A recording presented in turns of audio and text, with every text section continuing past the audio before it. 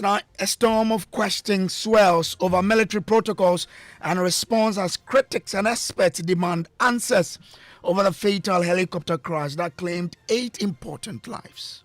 So the question then was, when this incident happened, once we lost track of the aircraft on radar, how was the flight following activated? And if the flight following was activated, how come they could not scan for the aircraft and then send first responders to the location? So you have multiple failings on multiple grounds. The Ghana Armed Forces, as it stands today, I do not know if they have an independent investigative arm. We'll hear from a security analyst who says the handling of the remains and crash site was poorly done.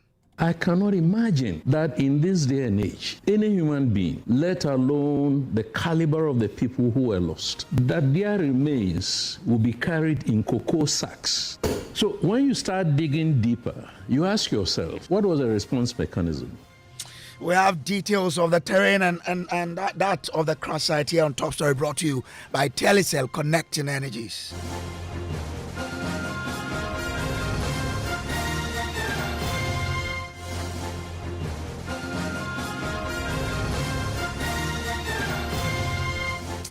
Well, tonight, a storm of questions hangs over the Ghana Air Force helicopter crash that left 8 dead. Now, almost a week later, silence and scant details fuel growing concerns and suspicion. What was the response when the aircraft vanished from radar? Was the search and rescue manual ignored? Critics, led by Money Africa's Bright Simons, say this was more than an accident. It was a collapse of the very rescue system meant to save lives. He describes as quote-unquote complete breakdown of Ghana's search and rescue framework, a blueprint for swift, multi-agency action that in the moment of crisis never came to life. We'll hear from him shortly, but first, JoyNews has been conducting independent checks on the crash site, examining the terrain and why it would be difficult for first responders to reach it without breaking a sweat. Joining me in studio now is a member of our data and research team, Caleb Ziblim, with exact coordinate and visualizations from the crash site. Caleb, let's start from, what we know about the distance they traveled and the location of this particular crash site. Yes, Brace. So using Google Earth Pro and the exact coordinates of the crash site, plus official data, we've indicated that, or we've analyzed that the pilot was about 4 minutes or 5 minutes, give or take, away from landing in Obuasi. So this means that the pilot did about 93% of the journey before the crash occurred. And the remaining journey was about 13 kilometers to cover by air. And if you use that, to make it easier for people to understand, that's the same distance from the Jubilee House to Medina. Okay. So just from the Jubilee House to Medina was the distance left for the aircraft or the pilot to maneuver through before they reach the destination. We're so close. It's very close. And if you look at the data from Google Earth, we see that the whole area is very mountainous. So navigating that terrain would also be a challenge.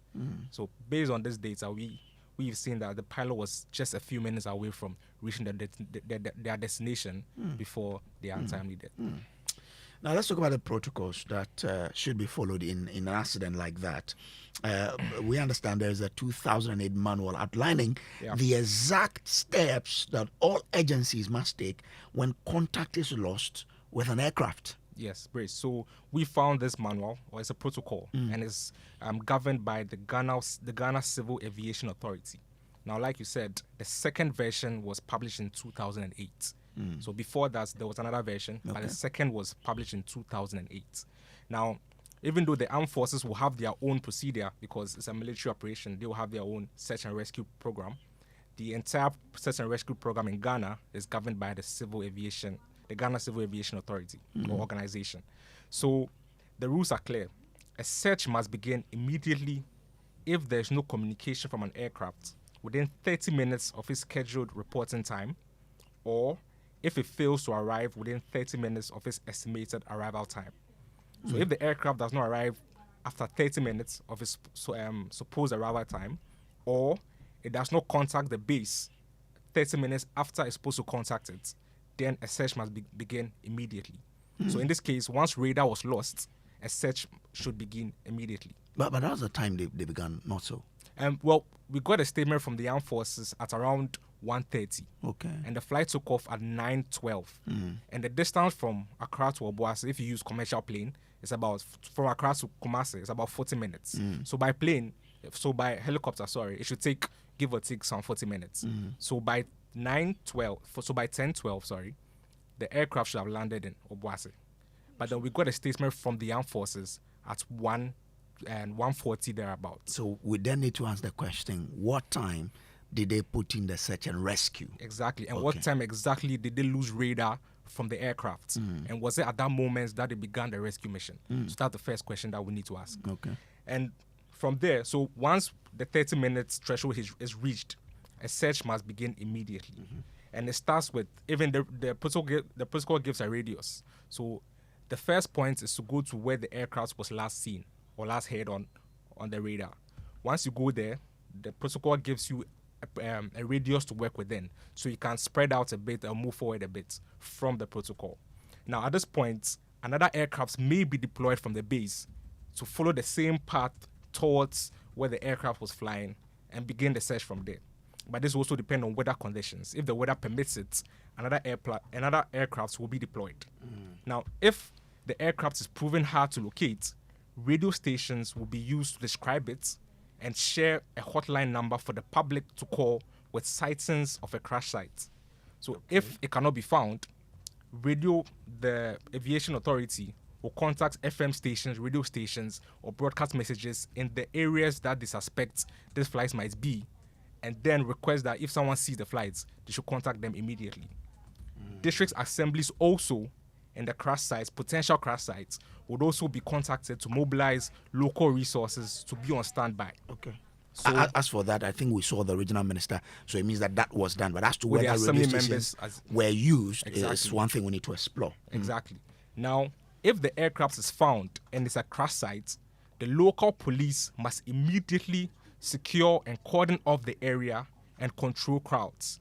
So the first person on the scene should be the police from the district, who will then secure the sites and cordon off the area and control crowds. Now, at the same time, and this is not subsequent, but at the same time, the fire service will move in to deal with any fire or explosion risk. So the first respondent to the site should be what? The police. Hey. So cordon off the sites. Okay. To cordon off the site prevents people from entering the sites and contaminating the sites. Okay. So the first respondents will be the police to cordon off the sites. Then, because every district has a police station, so they'll be the first there. Then you get the fire service in case there's any explosion or any ongoing fire. The fire service will take care of that. At the same time, this is not the police will reach and call them. They'll be deployed at the same time. Once that is done, then the next team that will be deployed is the army. The army will provide vehicles, maps, tents, and secure communication. Then the forestry officers or the forestry commission would also be deployed at the same time to help with access in difficult terrain.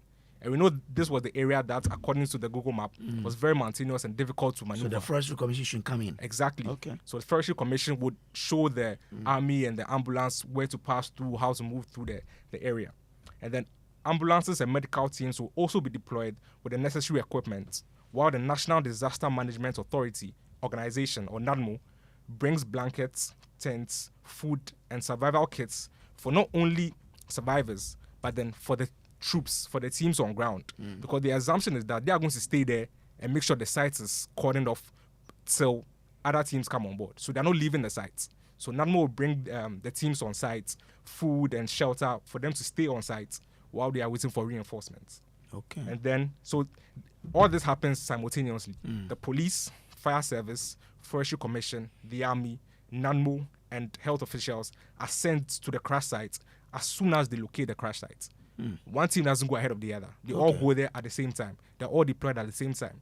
But then because we have a police station in every district, usually the police will get there first, cordon off the area while they are waiting for the entire team to come. So the armed forces or the army, the forestry commission, health officials, NADMO, everyone is supposed to be on the site, because the assumption is that someone might be alive or someone might have crawled off somewhere and you help locate that person.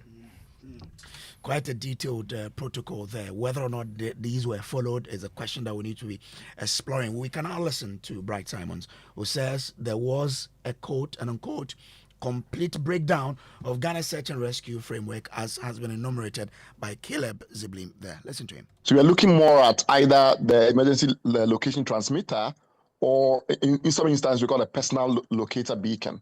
But whatever be the specifics, there will normally be some device in the aircraft, in this case the helicopter, that will activate on crash.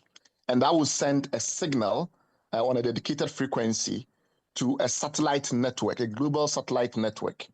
And that global satellite network will relay through mission control centers. And in Ghana, we have a rescue coordination center in Accra, under the aegis also of the Ghana Civil Aviation Authority.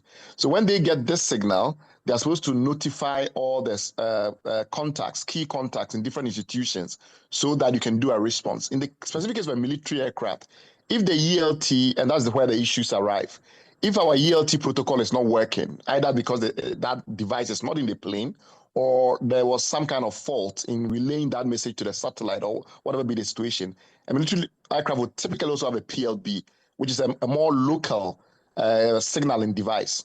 Now, here is the issue. You remember that we have two main information in the public domain, two main categories of information in the public domain that is really critical.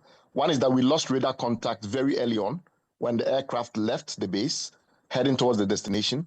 And the second is that for many, many hours, there were no official respondents. These are matters that are in the public domain and have been well covered by the media.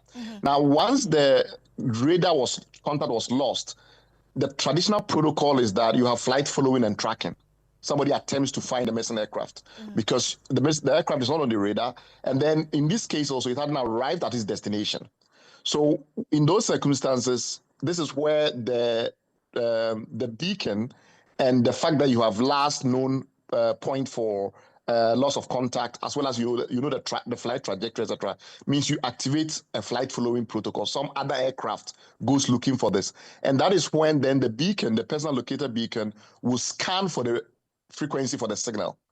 You see what I mean? Yes. So all of this is dedicated in both the national manual as well as in terms of the protocol in the Air Force itself. So the question then was, when this incident happened, once we lost track of the aircraft on radar, once it became clear that it hadn't arrived at its destination, how was the flight following activated? So, and if the flight following was activated, how come they could not scan for the aircraft and then send first responders to the location? Right. So you have multiple failings on multiple grounds, is what I'm trying to say. So I've tried to get conclusive information from our sources, and the information that is being produced currently is not coherent. So it's very clear to me, because obviously we have to, compare that to what we all saw on TV, on social media, etc. And it's very clear that even if these systems existed, they were not activated, because we know for sure, for instance, that the Ghana Air Force could not secure the site. We know, for instance, that other services in the military could not coordinate with the Ghana Air Force to contain the site. We know, for instance, that first responders arrive much later than the 1 hour response time that we have in the manual. So there are several elements of this. The second thing that is obviously very important is that the way that our Air Force bases are distributed, we've always known in the country that we have a missing gap in the center of the country. So even if we had activated, the speed of response obviously is not helped by the fact that we don't have within the middle belt of the country a base. We have a tactical command in Bui, but it has no aircraft. So there's something else that I also mentioned. So that is Bright Simons there. We can also listen to a security analyst, Colonel Festus Abuaje, retired, who also raises concerns about on-ground protocols, describing the handling of the charred bodies holding cocoa sacks as deeply troubling. I cannot imagine that in this day and age, any human being, let alone the caliber of the people who were lost, that their remains will be carried in cocoa sacks. So when you start digging deeper, you ask yourself, what was the response mechanism? I know now, from whatever sources that I have, that the whole response mechanism had at its center national security. But national security alone is not the response mechanism. You need, for instance, the National Fire Service to be part of it. What we call in Ghana the National Ambulance Service, although decentralized, should be part of it. The Ghana Police Service should be part of this response mechanism for this event. Then, of course, the Ghana Armed Forces, and particularly the Ghana Armed Air Force, which operates the machines. Where were the body bags? Could they have been flown by another helicopter and dropped on the treetops for them in a very dignifying manner, not in cocoa sacks, for them to be, put in those zip bags in order to preserve whatever remains there were, and in order not for those remains or fluids, whatever, to contaminate those who were carrying them. It's very, very, I can't imagine how I can explain it.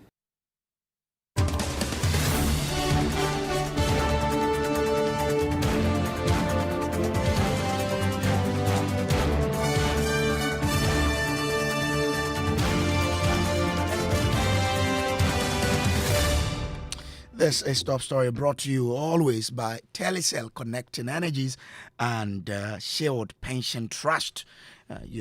All together helping us to do this. Now, Shield Pension Trust, it says, into the future with you. Now, let me bring in the Executive Director of the Bureau of Public Safety, Dr. Davidson Nanayao Akwada.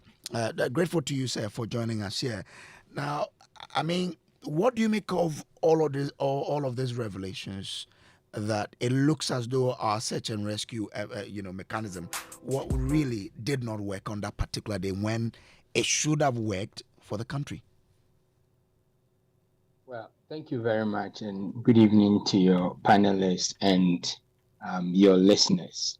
I think listening to your panelists detail one after the other, how the system failed, documented system failed, not in isolation, but they failed in chains, right?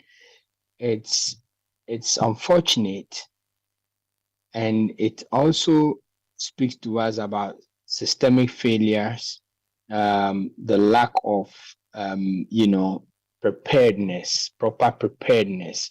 We did not test what we have written down to guide us in terms of an emergency, something that is as basic in every realm of safety. Every emergency preparedness procedure must be tested. And the only way we test these is to, run drills. It does not seem to me like that we actually run any meaningful drill so as to be able to identify these shortcomings or these failures that really caught us unawares in a real emergency. I think that moving forward, the lessons learned from this should really count towards sharpening our emergency preparedness, to wit, our national incident management systems. We must sharpen it. The agencies that are involved must all be brought up to speed, run through several drills, several different kinds of drills, so that, God forbid, but in the event that we are faced with such a situation, we can respond adequately. Let me also say that, it's not new for people to be in accident scenes before first responders arrive. I mean, in advanced jurisdictions, even like the USA, sometimes things happen and there are people who get there before first responders arrive. But as soon as first responders arrive, they take control. In our case, you see, people who are not in uniform, the locals all, teamed up with men in uniform, first responders all working together.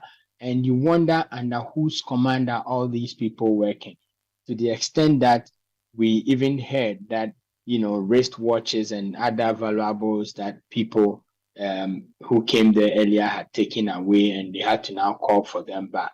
But I believe that this should be a wake-up call for our first responder agencies, or for NADMO, which is managing our National Incident Management System, to continually run drills. And these drills should not be limited to only air disasters, but even road disasters, marine disasters. Mustn't someone be held responsible for what happened? Well, I think that it's the last part of the investigations. I mean, after evidence collection, verification, after reviewing human factors, machine and equipment failures, possibly looking at the environmental factors and other stuff, eventually we need to look at prevention and accountability, right? Accountability may not necessarily mean punishing somebody, but it will mean bringing people to book for their actions. If there were acts of omissions or commissions, we need to address it. And there are several means that we can address these things. Look, if we don't take steps in holding people accountable, this issue is not going away, and we will see, sadly, we will see it play out again. Okay. All right. I'm grateful to you, sir, for joining us here. Nana Akoda is Executive Director for the Bureau of Public Safety. Let me bring in the President of the Ghana Academy of Forensic Sciences, Dr. Pet Paul Wapeba. I'm grateful to you, sir, for joining here. Now, because the site was not cordoned off early, as we understand, will that be a problem to the investigation currently underway? Thank you for having me, and good evening to our listeners. I think we did allude to, some of the factors that could have affected the investigations regarding the fact that the place wasn't cordoned off. Because in forensic investigations, whatever evidence that is found at a crime scene needs to be photographed in situ. You need to take videos. And considering the fact that the area was mountainous and all of that, in this day and age, I would imagine they could have even used drones, to take footages of the area, the debris, where they are, and all of that. Because I did see earlier on in other, interviews that where you find these debris, you could use forensic physics to be able to determine what actually happened before the crash, But for me, I think we have said a lot on this in the past few days, and we should reflect on the errors that did happen and take lessons going forward. Disasters as they are, we cannot prevent them, but as and when they do happen, we have to be able to manage them using coordinated guidelines that would work to the benefit of all of us as a people. So what lesson must we pick from this? Yes, for the lessons that we can take, I think the previous contributor has said a lot about what can be done in terms of how you manage the crime scene and all of that. So we need to have the various agencies working in concert. You cannot work individually to be able to realize, a common goal. You have a common purpose, and you need to, for that matter, work as a group to be able to have all of these done. In the advanced countries, when the team is moving, they move together. You have all of them together. They have all the tools that are needed to make sure they execute the task ahead of them properly. Talking about that, if you reflect over the forensic practices that were used, I think we would need to have to build up a local, forensic capability. We should build the capacity of local forensic science services in the country. Is it more about equipment or about the human capacity? For the human resource, we do have, but like I said previously, I think if we talk of equipment, it can be a whole equipment. It could be part of an equipment that is missing, because I know the Ghana Police Crime Lab, they have what we call a 3500 genetic analyzer. But as to whether it is in good shape to be able to do all that needs to be done, I cannot tell. As to whether, it cannot do what it needs to be done because a part is missing, I cannot tell. And for the local capacity to be built properly, for every lab that is of international standards, you need to have redundancy. When one equipment breaks down, you should have a replacement to make sure there is that continuity in analyzing information and so on and so forth. So if we could have a conversation around having a national forensic policy, possibly having maybe a national forensic agency or authority that oversee to all of these, to have a legislation that would look at how public forensic services are rendered, how the private sector can contribute, their quota to all of these. So if it does happen that the public forensic services cannot help, then we can fall on the private, service providers, knowing very well that they are standardized, they are being regulated by the authority that is mandated to do that in the country. So, if you can do this for me in the next 30 seconds, I'll be grateful. Now, once you said some of the parts were not taken in situ, does it mean that we should expect not to have accurate finding from this investigation? No, that is not the case. It's just to tell you that it makes things a bit difficult, right? So it will make it difficult for you to be able to conclude your investigation, but it doesn't mean that you cannot get to the bottom of what did happen. You certainly, forensics can actually help do that, but it's just that it complicates the situation a bit further. So it can delay the time at which within which we have to get the outcome. Well, it depends on a lot of factors. You cannot just say based on one or two things that they happen, it will delay, because there are different legs of the investigation. We have the aircraft aspect, you have the human management aspect. That is all of that. So it's not something. All right. I'm grateful to you. Dr. Paul Wepeba is president of the Ghana Academy of Forensic Sciences. Let me bring in Dr. Jones Opokunwari, who's criminologist and lecturer at KNUST. Doc, what must we do in terms of what the law says? Well, I think that now that we have evidence that some people have the parts of the aircraft and all that, we have to make sure that we appeal to them. And I think that the government is doing that over the period, asking people to submit, as it were, anybody that has the past, they should bring, and then investigation can proceed. In terms of the law, I think that I'll just talk about the fact that I feel we didn't follow the protocols. We didn't follow what we were supposed to do in terms of, investigating what we are supposed to investigate. Immediately the crash happened. And that is what I'm always worried about from the time that this happened. All right. I'm grateful to you, sir, for your time here. This is all what time will allow us here on Top Story, brought to you always by Telecel, Connecting Energies, and our new sponsor, Sherwood Pension Trust, into the future. With you up next is Newsnight.